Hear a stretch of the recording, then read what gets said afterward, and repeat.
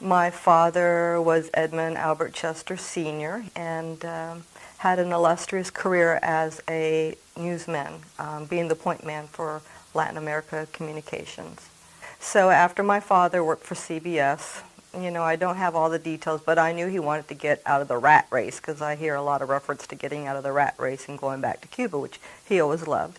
So he went back to Cuba initially to run a chain of radio stations called La Cadena Azul.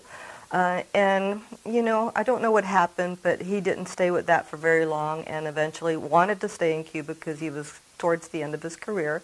He was having children at a very older age in Florida. And so my mother was in Florida having children, and he traveled back and forth to and from Mount Dora, Florida, and had opened up a PR firm with one of his partners.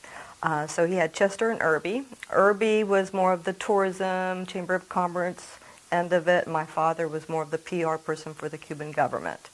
Because of his, you know, loyalties and commitments, he was trying to finish out, you know, the last months of his work there.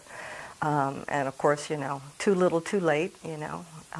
And so my father, I was just born. My oldest sister, Patricia, didn't want to go back to Cuba for the holidays, so my father came, I think it was around December 22nd. And so we were in Mount Dora when they heard the news. Of course, I was a baby. They heard the news that the revolution had taken place and that Batista had left and that Castro was in power. As a little girl, I didn't know a whole lot about that. I always heard that, you know, we had lost our property and our possessions, and that one day things would be different in Cuba and the people would be free and maybe we'd get our property back. So anyway, after Castro went in there and took all the properties of the Americans in 1964, legislation was enacted, and the Office of the Foreign Claims Settlement Commission allowed the Americans who had their properties taken to certify what their losses were. The process took many years. I think I see the paperwork starting around 1964-5 with my father, ending around 1967 or 8, so it took many years. So there was 5,911 claims that were certified, and those were all American citizens. Some of them are Cuban American because they had dual citizenship and went back and forth. But there was another 3,000 besides those 5,911 Americans that had properties taken too, but their claims were not certified. So it was quite a process, affidavits, documentation, things of that nature.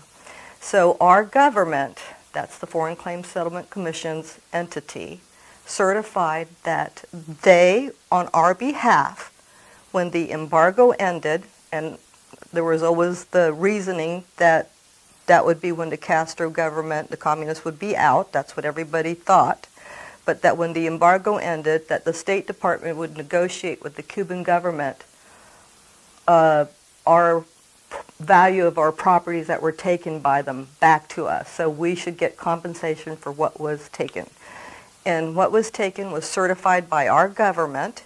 And what we should be getting with that is a 6% interest from the date of confiscation.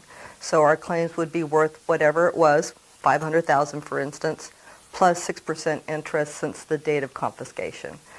So everybody was kind of surprised, not me, because I've been researching this because I realized a while back that there's a lot of powerful forces, big corporate people that like to see us go away. So I kind of already knew that they were going to try to not talk about us.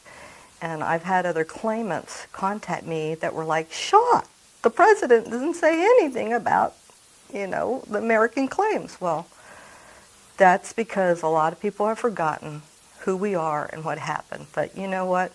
The family members have not forgotten. We've been sitting here for all these years waiting for our justification.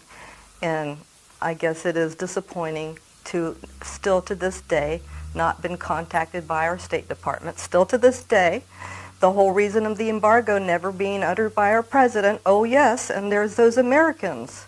So, you know, it's disappointing, and it would be nice to see our politicians who cared about us then still care about us.